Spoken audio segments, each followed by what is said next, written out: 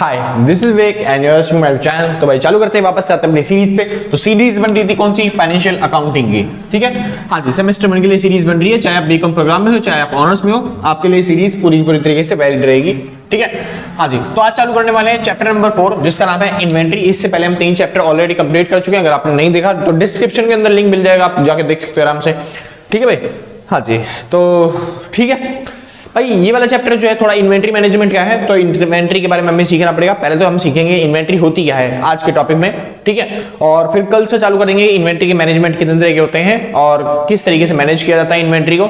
मतलब कि 3 वीडियो के अंदर आपका ये जो चैप्टर है पूरी तरीके से कंप्लीट हो जाएगा। आज की वीडियो बहुत ज्यादा छोटी होने वाली है, लेकिन कल वाली वीडियो और उसके बाद वाली वीडियो, मतलब कि 2 वीडियो जो आएंगी इस चैप्टर की, वो थोड़ी बड़ी होंगी क्योंकि उसके अंदर न्यूमेरिकल्स भी हैं। ठीक है, तो उनकी प्रैक्टिस भी करनी जरूरी है। तो भाई शुरू करते हैं फिलहाल आज की वीडियो। अच्छा, शुरू करने से पहले अगर किसी को नोट्स परचेज करने हैं तो आप इस नंबर पे कांटेक्ट करके नोट्स परचेज कर सकते हो। ये जो नंबर है आपको डिस्क्रिप्शन के अंदर में मिल जाएगा। कोशिश करना सर कॉल ना करें, आप व्हाट्सएप करो, हम पूरी तरीके से रिप्लाई करेंगे आपको। ठीक है, हाँ जी, क्योंकि कॉल करने में कभी आप बिजी मिलोगे, कभी हम बिजी मिलेंगे, तो बात हो नहीं पाएगी ठीक से। ठीक है, तो आप व्हाट्सएप करो, हम पूरी तरीके से रिप्लाई करेंगे। ठीक है, हाँ जी। और जो भी मिनिमम अमाउंट होगा आप पेमेंट करके परचेज कर सकते हो, जो भी नोट्स होंगे। ठीक है, शुरू करते हैं। बात आती है सर इस टॉपिक के अंदर, इन्वेंट्री के अंदर बिजनेस इनकम। तो समझिए, हमको प्रॉफिट मेकिंग के लिए काम करना है किसी भी बिजनेस के अंदर, और बिजनेस के अंदर प्रॉफिट कैसे कमाया जाता है? बिजनेस इनकम के हिसाब से। जितनी ज्यादा इनकम होगी उतना ज्यादा प्रॉफिट होगा। सुनिए, तो बिजनेस की इनकम क्या होती है? Outcome generated from the business operations of organisation. किसी भी ऑर्गेनाइजेशन के अंदर जो भी बिजनेस एक्टिविटी की जाती है, जितने भी बिजनेस के ऑपरेशंस किए जाते हैं, यानी कि माल खरीदना और बेचना, इन सब एक्टिविटीज से जितना भी आउटकम जनरेट होता है, जितना भी प्रॉफिट जनरेट होता है, उसी को बोलते हैं बिजनेस इनकम। समझ में आया? जैसे मैं माल खरीद रहा हूं, उस माल को बना रहा हूं, मैन्युफैक्चर कर रहा हूं, उस माल को बेच के आ रहा हूं, तो ये सारी होती है बिजनेस के ऑपरेशंस, बिजनेस के काम। और बिजनेस के काम करने से जितना भी हमें प्रॉफिट मिलता है, जितना भी माल बेचने से जितना भी हमें पैसा मिलता है, वो सारी की सारी मेरे लिए क्या कहलाती है? बिजनेस इनकम कहलाती है। सिंपल इतना, कोई दिक्कत तो नहीं ना? ठीक, चलिए। और अलग अलग बिजनेस, अच्छा यही पे बात आती है भैया, बिजनेस के लिए बिजनेस ऑर्गेनाइजेशन होता क्या है, यानी कि ये ऑर्गेनाइजेशन है क्या?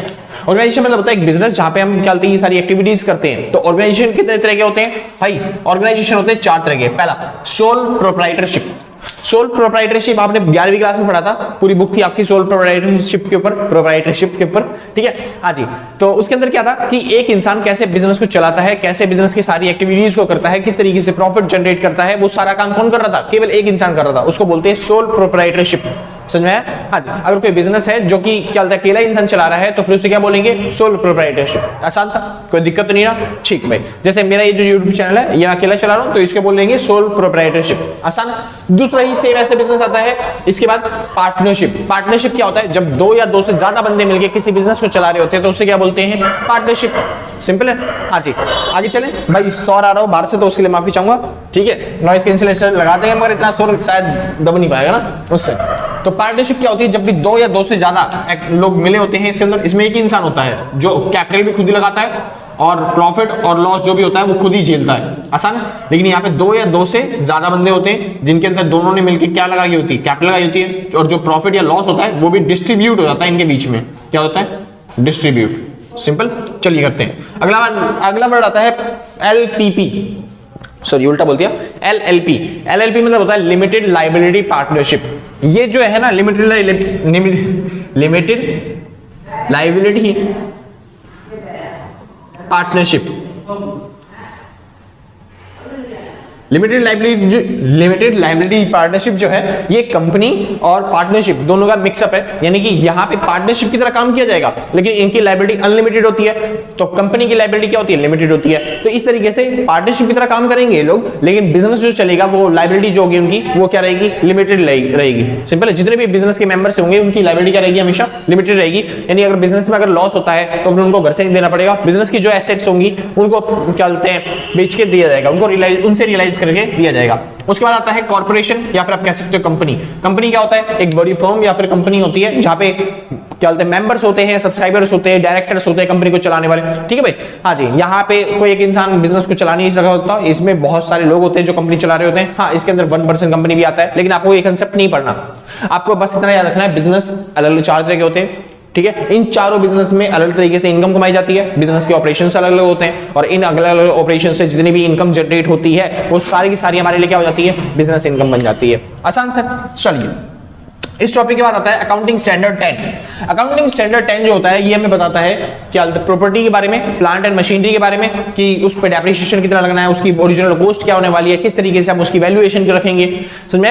अकाउंटिंग स्टैंडर्ड 10 बताता है प्रॉपर्टी के, प्लांट के, मशीनरी के बारे में कि उसकी वैल्यूएशन कैसे रखी जाती है। समझ में? ये चीज है अकाउंटिंग स्टैंडर्ड 10 के अंदर, क्योंकि इस पूरे चैप्टर में हमें इन्वेंट्री की मैनेजमेंट करनी है ना। इन्वेंट्री की मैनेजमेंट मतलब जो भी हमारे पास स्टॉक है उसका मैनेजमेंट करना है, और स्टॉक का अगर मैनेजमेंट करेंगे तो हमें पता होना चाहिए ना भाई कॉस्ट क्या होगी, है ना। यानी सामान कितने में खरीद रहे हैं, कितने में सामान बेच रहे हैं, वो सब वैल्यूएशन करनी है, यानी हमारे कॉस्ट कितनी आ रही है, कॉस्ट निकालना है बेसिकली इस चैप्टर के अंदर, ठीक है। या फिर आपका जो स्टॉक है उसकी वैल्यूएशन करनी है कि आप लास्ट में स्टॉक कितना बच गया, ओपनिंग स्टॉक कितना था, क्लोजिंग स्टॉक कितना था, ये सब चीजें काम करनी है। तो इसलिए आपको पता होना चाहिए प्लांट एंड मशीनरी पे कितना डेप्रिसिएशन लग रहा है, उसकी वैल्यूएशन कैसे करी जाती है। तो इसके अंदर कुछ वर्ड्स हैं इंपॉर्टेंट अकाउंटिंग स्टैंडर्ड 10 के हिसाब से जो आपको पता होना चाहिए, जैसे कि बियरर प्लांट। बियरर प्लांट क्या है? इज यूज्ड फॉर प्रोडक्शन और सप्लाइंग एग्रीकल्चर प्रोडक्ट्स। जो भी एग्रीकल्चर प्रोडक्ट्स होते हैं उनके प्रोडक्शन के लिए और क्या बोलते हैं उनको सप्लाई करने के लिए जो भी प्लांट यूज किया जाता है, जो भी एक टूल यूज किया जाता है, मशीनरी यूज करी जाती है, उसको बोलते हैं बियरर प्लांट। एक तरीके से एक मशीनरी है जो रॉ मटेरियल से क्या बनाती है, फिनिश गुड्स बनाती है। आसान है? उस मशीनरी को क्या बोलते हैं? Bearer plant. आगे चलते हैं। Carrying amount. कैरिंग अमाउंट क्या होता है? जैसे कोई मशीनरी मैंने 10 लाख की खरीदी, उस पर धीरे धीरे यूज करते करते 2 लाख का टूट फूट हो गया और 1 लाख का डेप्रिसिएशन लग गया, तो 3 लाख का नुकसान हो गया उस मशीनरी पे ऑलरेडी। यानी अब मशीनरी की वैल्यू क्या उतनी ही रहेगी या फिर उससे कम हो जाएगी? कम हो जाएगी, जाहिर सी बात है। मशीनरी वैल्यू कितनी रहेगी? 7 लाख रुपए। तो डेप्रिसिएशन और बाकी सब लॉसेस होने के बाद जो मशीनरी की वैल्यू बच जाती है उसको बोलते हैं हम कैरिंग अमाउंट। आसान है? हाँ जी। तो कैरिंग अमाउंट क्या है? Amount after depreciation and losses. आगे चलते हैं। कोस्ट। कोस्ट क्या होता है? इन कैश और कैश इक्विवेलेंट पेड, यानी कि किसी भी चीज के लिए, कोई भी चीज खरीदने के लिए हमने जो भी कैश में दिया है या फिर कैश के इक्विवेलेंट में दिया है, यानी हम शेयर दे रहे हैं, डिबेंचर्स दे रहे हैं या फिर कोई एसेट दे रहे हैं, कोई भी एसेट दे रहे हैं, स्टॉक दे रहे हैं, तो कैश या कैश के इक्विवेलेंट में अगर हमने कोई चीज पे करी है किसी चीज को खरीदने के लिए, वो हो जाता है कॉस्ट हमारी उस चीज के लिए। ठीक है भाई। अगला आता है डेप्रिसिएशन। डेप्रिसिएशन क्या होता है? किसी भी फिक्स एसेट को लगातार यूज करने के बाद या फिर टाइम की वजह से अगर किसी भी वैल्यू में कमी होती है, किसी भी वैल्यू उसकी कीमतों में गिरावट होती है, उसको बोलते हैं डेप्रिसिएशन। समझ में आया? ठीक है। जैसे reduction of fix asset due to regular use, लगातार यूज करने के बाद किसी भी एसेट की वैल्यू में गिरावट होना फिक्स मतलब डेप्रिसिएशन कहलाता है। ये तो तुम्हें पता ही है 11वीं क्लास में। हाँ जी। आगे चलते हैं। अगला आता है impairment losses. Impairment losses. Losses मतलब वही है भाई। लॉसेस क्या होता है भाई? जब भी हमारी रेवेन्यू ज्यादा हो जाती है कि सॉरी रेवेन्यू कम होती है एक्सपेंसेस से। जैसे मैंने कमाई 10 रुपए और मैंने खर्चा कर दिया 15 रुपए का, तो मेरे को प्रॉफिट हो गया, लॉस हो गया। कितने रुपए का? 5 रुपए का। कैसे निकाला आपने? आपने एक्सपेंस में से माइनस कर दिया रेवेन्यू को, तो एक्सपेंस में से रेवेन्यू को हटाते हैं तो क्या जाता है हमारा? लॉसेस। और इसी तरह के लॉसेस को बोलते हैं इंपेयरमेंट लॉसेस। आसान था भाई। हाँ जी। ये हमने सीखे 2 टॉपिक अकाउंटिंग स्टैंडर्ड्स 10 के हिसाब से, प्रॉपर्टी, मशीनरी और प्लांट एंड मशीनरी क्या क्या चीजें होती हैं उनके बारे में सीखा, और हमने सीखा बिजनेस की इनकम्स क्या होती हैं। अब चालू करते हैं अपना मेन चैप्टर जिसका नाम आता है इन्वेंट्री, जो कि हम आज सीखने भी आए हैं। ठीक है। अब चालू करते हैं भाई अपना नया चैप्टर, मतलब नया टॉपिक जिसका नाम है इन्वेंट्री, और यहां से टॉपिक इंपॉर्टेंट बन जाते हैं धीरे धीरे, तो ध्यान से सुनते जाना। ठीक है। शुरू करते हैं। बात आती है इन्वेंट्री क्या होता है? It means A complete list of goods that A business has for sale at the given time, यानी कि एक पॉइंट ऑफ टाइम पे बिजनेस के पास जितने भी गुड्स सेल करने के लिए हैं, बेचने के लिए तैयार हैं, उसको बोला जाता है हमारे लिए इन्वेंट्रीज। आसान है? इन्वेंट्रीज क्या होता है? एक पॉइंट ऑफ टाइम पे हमारे बिजनेस के अंदर जितने भी माल बेचने के लिए रखा हुआ है उसको क्या बोलेंगे हम? इन्वेंट्रीज। आसान था भाई। यानी कि जितना भी हम माल बेचना चाहते हैं, जैसे गुड्स जो भी सोल्ड करने के लिए तैयार है, यानी जिसे हम फिनिश्ड गुड्स बोलते हैं, है ना भाई, उसी को क्या बोलते हैं हम? सीधा इन्वेंट्रीज। इन्वेंट्रीज मतलब होता है गुड्स। चालू करते हैं। तो गुड्स किस तरीके से कैलकुलेट किया जाएगा गुड्स? तो वो डिपेंड करता है बिजनेस पे। 2 तरह के बिजनेस होते हैं। पहला बिजनेस होता है मैन्युफैक्चरिंग बिजनेस, दूसरा बिजनेस होता है ट्रेडिंग बिजनेस। मैन्युफैक्चरिंग बिजनेस क्या होता है? ऐसे बिजनेस जो कोई चीज मैन्युफैक्चर करते हैं, यानी कि वो लेके आते हैं आलू और उससे बना देते हैं चिप्स, तो इस तरह के बिजनेस मैन्युफैक्चरिंग बिजनेस होते हैं, जो कुछ चीज लेके आते हैं, रॉ मटेरियल लेके आते हैं और उससे फिनिश गुड्स बना के बेचते हैं। जैसे मैं लेके आया कहीं से कॉटन और मैंने बना दिए उससे कपड़े, तो ये मेरा बन गया मैन्युफैक्चरिंग बिजनेस, जो मैं मैन्युफैक्चर करता हूं। मैं कहीं से प्लास्टिक लेके आता हूं और मैं पंखे बना देता हूं, कुर्सियां बना देता हूं, तो ये क्या होता है मेरे लिए? Manufacturing business. मैं कहीं से पार्ट्स लेके आता हूं और उसको असेंबल करके मैं फोन बना देता हूं, तो उसको क्या बोलेंगे भाई? Manufacturing business. आसान है?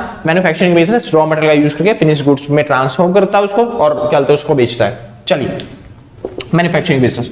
दूसरा होता है ट्रेडिंग बिजनेस। ट्रेडिंग बिजनेस के अंदर कुछ मैन्युफैक्चर होता नहीं है। ट्रेडिंग बिजनेस में बस वहां से खरीदते हैं उधर बेच देते हैं। जैसे मैंने देखा चाइना के अंदर फोन जो होते हैं वो सस्ते मिलते हैं, तो मैंने चाइना से फोन खरीद लिए बहुत सारे बल्क में और उसको महंगे दाम पे बेच दिया इंडिया के अंदर। समझ में आया? तो मेरा बिजनेस क्या मैन्युफैक्चरिंग बिजनेस है? क्या मैंने कुछ मैन्युफैक्चर किया? नहीं, मैंने कोई मैन्युफैक्चरिंग नहीं की, बस मैंने वहां से खरीदा सस्ते दाम पे, वहां पे बेच दिया महंगे दाम पे। इसको बोलते हैं ट्रेडिंग बिजनेस। समझ में आ गया भाई?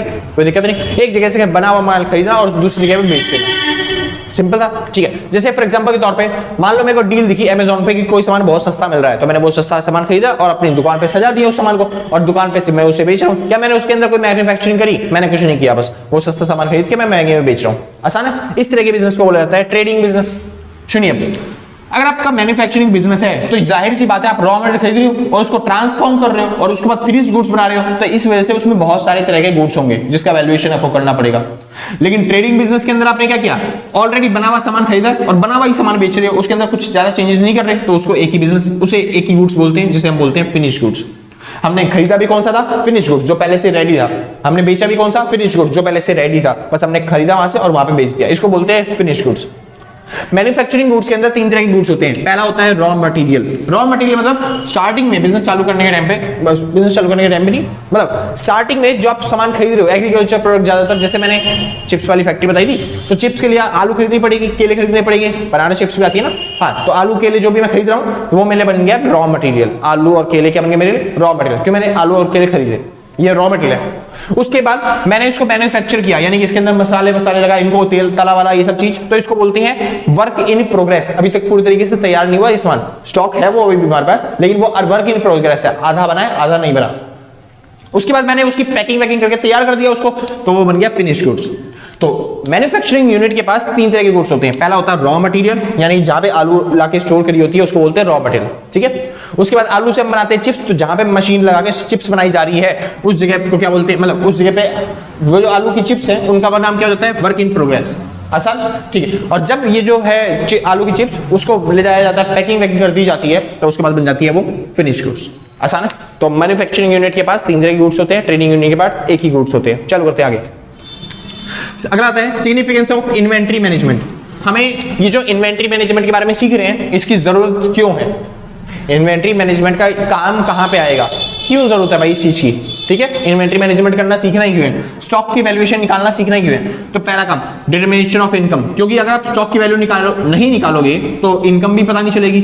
समझ में आया? स्टॉक की वैल्यूएशन हेल्प करती है इनकम निकालने में। वो कह रहे हैं कैसे भैया? सुनिए, मैंने बताया प्रॉफिट कैसे निकलता है? अभी बताया था, एक्सपेंस में से माइनस करना पड़ता है रेवेन्यू, जितना आपने खर्चा किया उसमें से माइनस करना पड़ेगा क्या?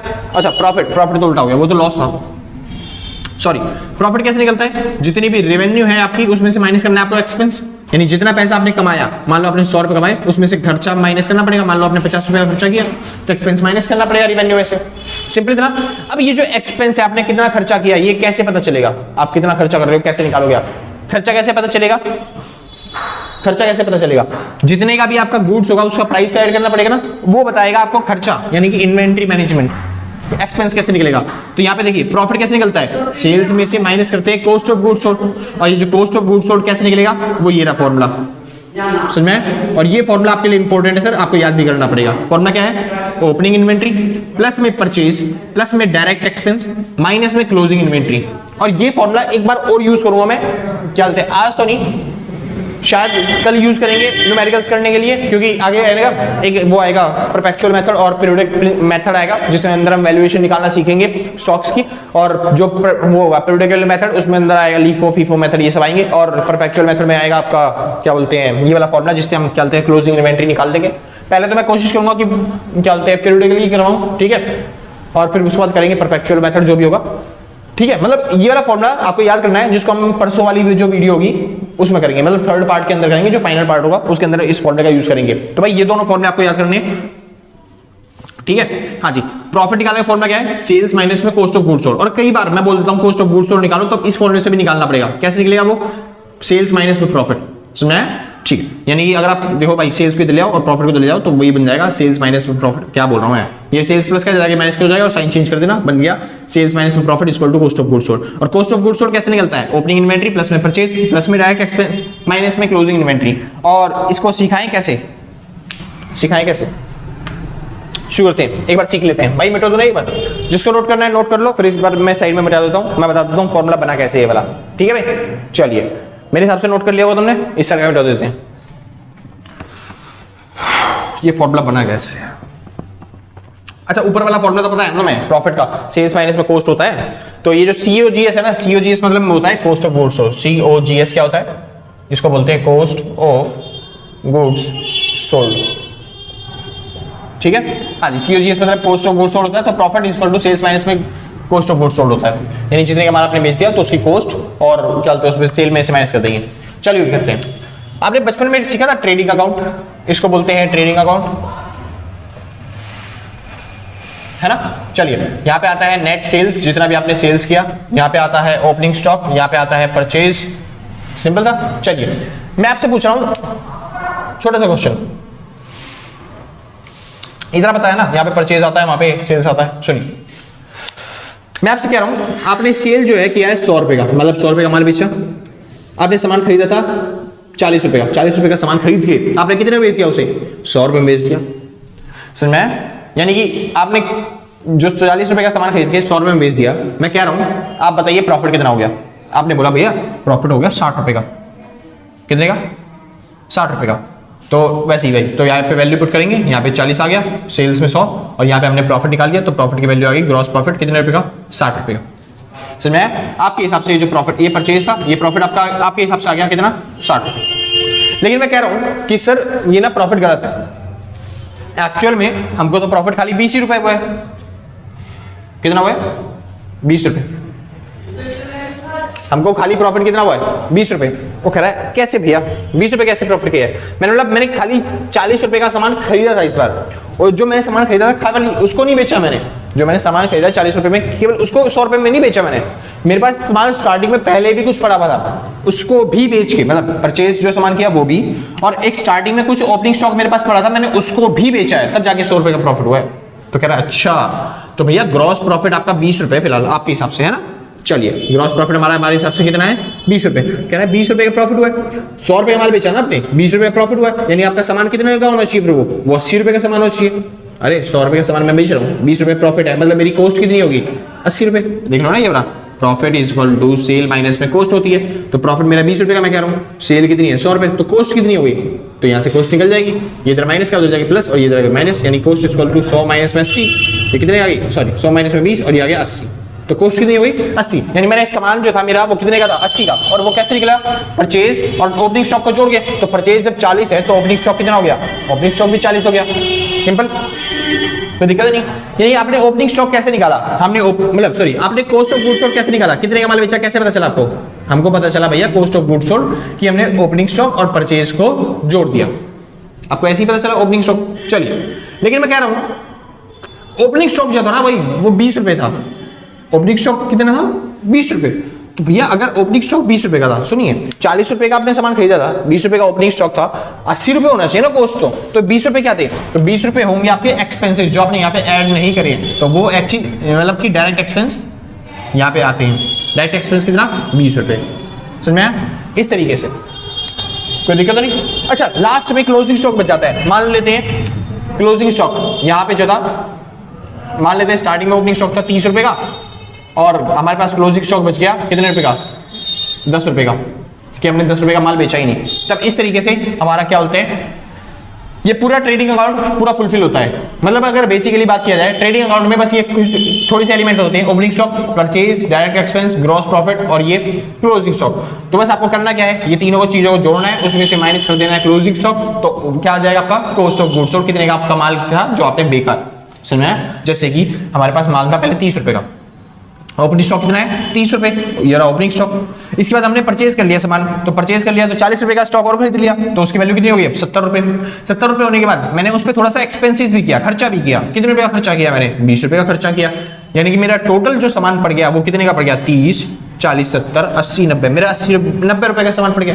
अब 90 रुपए के सामान में से ये मेरा सामान का कॉस्ट है, ठीक है, इसमें से 10 रुपए का तो मैंने सामान बेचा ही नहीं, वो तो बच ही गया, क्लोजिंग स्टॉक है ना वो, बाकी सामान मैंने बेच दिया, लेकिन 10 रुपए का सामान मैंने बेचा ही नहीं, तो 10 रुपए का सामान बेचा ही नहीं हमने, यानी कि वो बच ही गया, यानी मैंने ये बेचा कितने का हुआ, 80 रुपए का। इसी को बोलते हैं हम कॉस्ट ऑफ गुड्स सोल्ड, समझ में आया? और हमने निकाला कैसे, ओपनिंग प्लस में परचेज प्लस में डायरेक्ट एक्सपेंस माइनस में क्लोजिंग स्टॉक।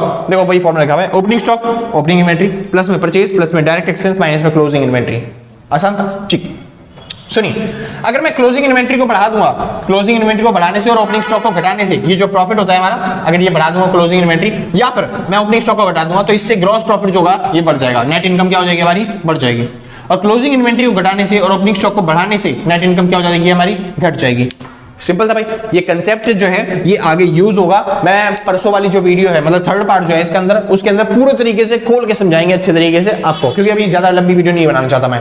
ठीक है भाई, चालू करते हैं। डिटरमिनेशन ऑफ फाइनेंशियल स्टेटमेंट, दूसरा काम क्या होता है भाई इन्वेंट्री मैनेजमेंट का, ये हेल्प करता है डिटरमिनेशन ऑफ फाइनेंशियल स्टेटमेंट, किसी भी कंपनी की फाइनेंशियल स्टेटमेंट बताने में हेल्प करता है। क्यों? फाइनेंशियल स्टेटमेंट पता चलती है बैलेंस शीट से, और बैलेंस शीट में एसेट साइड में दिखाया जाता है इन्वेंट्रीज को, और जब अगर हम इन्वेंट्रीज की वैल्यूएशन ही गलत करेंगे, क्लोजिंग स्टॉक ओपनिंग स्टॉक ही गलत निकाल के रखेंगे, तो हमारी जो बैलेंस शीट है वो गड़बड़ हो जाएगी, और जब बैलेंस शीट गड़बड़ हो गई तो फाइनेंशियल स्टेटमेंट भी क्या हो जाएगी हमारी, गड़बड़ हो जाएगी। अगली चीज, तीसरी चीज, लिक्विडिटी एनालिसिस। अगर आपने गलती से 12वीं क्लास पढ़ी है तो यहाँ पे आपने सीखा होगा लिक्विडिटी एनालिसिस। अब ये लिक्विडिटी एनालिसिस क्या है सुनिए। हाँ जी, आपने लिक्विडिटी एनालाइज करने में दिक्कत हो जाएगी, वरना अगर आपने ये टॉपिक नहीं सीखा तो लिक्विडिटी एनालिसिस। जब हम लिक्विडिटी चेक करते हैं किसी भी कंपनी की तो दो तरीके से चेक होती है, पहली करंट रेशियो से और दूसरा होता है क्विक रेशियो, जिसको हम लिक्विड रेशियो भी बोलते हैं, LIQUID रेशियो। आसान है?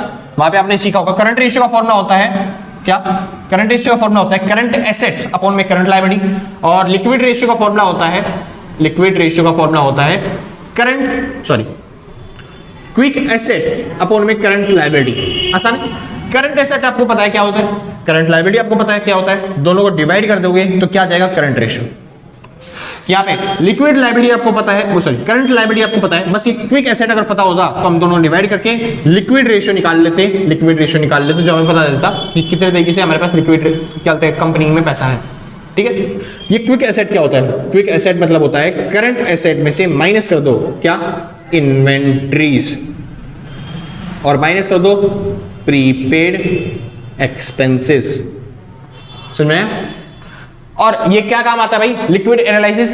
लिक्विड एनालिसिस का काम आता है कि क्या हमारे पास, ये बताता है कि क्या हमारे पास करंट एसेट है इतनी कि अगर करंट लायबिलिटी वाले बोले भैया हमको पैसा चाहिए, जैसे क्रेडिटर आ जाए, क्रेडिटर बोलते हैं मेरे को पैसा जरूरत है अभी के अभी, मेरे को अभी पैसा चाहिए, तो क्या हमारे पास इतनी करंट एसेट है कि हमें तुरंत उसको करंट लायबिलिटी अपनी चुका पाएंगे, पे ऑफ कर पाएंगे या नहीं है। हमेशा कहा जाता है एक्चुअल में 2:1 का रेशियो होना चाहिए, यानी अगर आपने 1 रुपए का कर्जा ले रखा है करंट लायबिलिटी, तो 2 रुपए की आपके पास एसेट होनी चाहिए, क्योंकि एसेट की वैल्यू मान लो आप उस टाइम पे जब बेचने जाओ क्या पता उतनी मिले या फिर ना मिले वैल्यूएशन उसकी, तो अगर आप 2 रुपए की एसेट है आपकी, अगर बेचने भी है तो 1.5 रुपए उसकी वैल्यूएशन मिल जाएगी, तो आप करंट लायबिलिटी अपनी आराम से चुका सकते हो।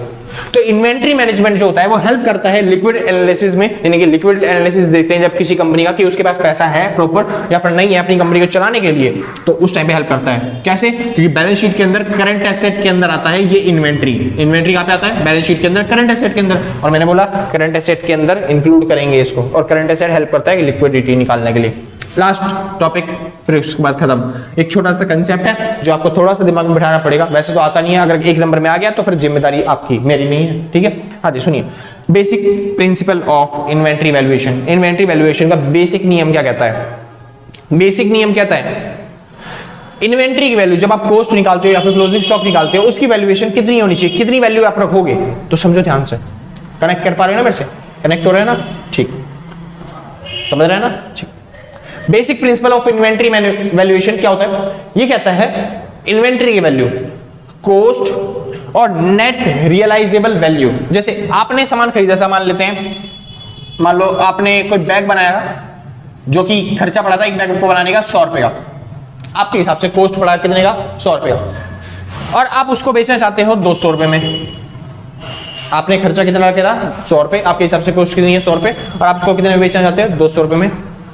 लेकिन मार्केट में रियलाइज करने, हमने मार्केट में जाके देखा, हमने तो 100 रुपए में बैग बनाया है, लेकिन कुछ लोग ऐसे हैं जिन्होंने 80-80 रुपए में बैग बना के रख दिया। वो एक बैग कितने बनाया? 80 रुपए में, और वो बेच रहे हैं 200 रुपए में। यानी हमारे हिसाब से हमारी जो कॉस्ट थी वो या फिर नेट रियलाइजेबल वैल्यू, यानी कि मार्केट में जो कॉस्ट चल रही है वो, उन दोनों में से जो भी वैल्यू कम होगी, जैसे हमारी कॉस्ट 100 रुपए, मार्केट में वैल्यू 80 रुपए चल रही है जितने में वो बना रहे हैं, उन दोनों में से जो भी वैल्यू कम होगी, जैसे 80 रुपए मार्केट वैल्यू कम है ना, तो एक्चुअल में अपनी बुक्स के अंदर हम अब से इन्वेंट्री की वैल्यू चेंज करके, यानी 100 रुपए की कॉस्ट की जगह हम करके 80 रुपए लिखेंगे, यानी कि कॉस्ट कितनी है वो डिपेंड करेगा जो भी इन दोनों में से कम होगी, मार्केट वैल्यू या फिर अपनी कॉस्ट।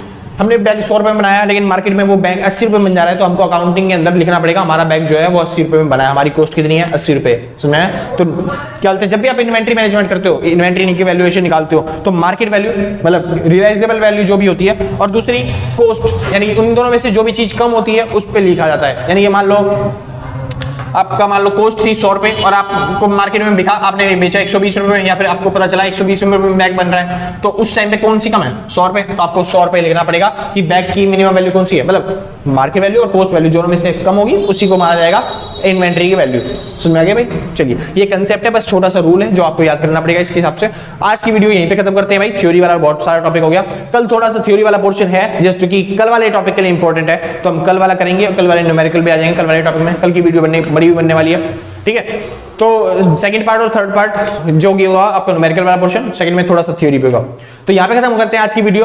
अगर आपको वीडियो अच्छी लगी है तो लाइक शेयर सब्सक्राइब करके पक्का जाना, और क्या बोलते हैं अगर आपने पहले से कर रखा है तो सुना रहा हूँ भाई, दिल से, कलेजों से, गुर्दों से, फेफड़ों से, शरीर के अंग से थैंक यू आपको। और आपने पहले नहीं किया तो कोई दिक्कत नहीं है, कोई आफत नहीं आ रही है, हम भी यहीं पे आप भी यहीं पे, मिलते हैं आपके एग्जाम के बाद, ठीक है भाई। तो आज के लिए बस नहीं, मिलते हैं कल सेम टाइम सेम जगह अगले दिन, टाटा बाय बाय।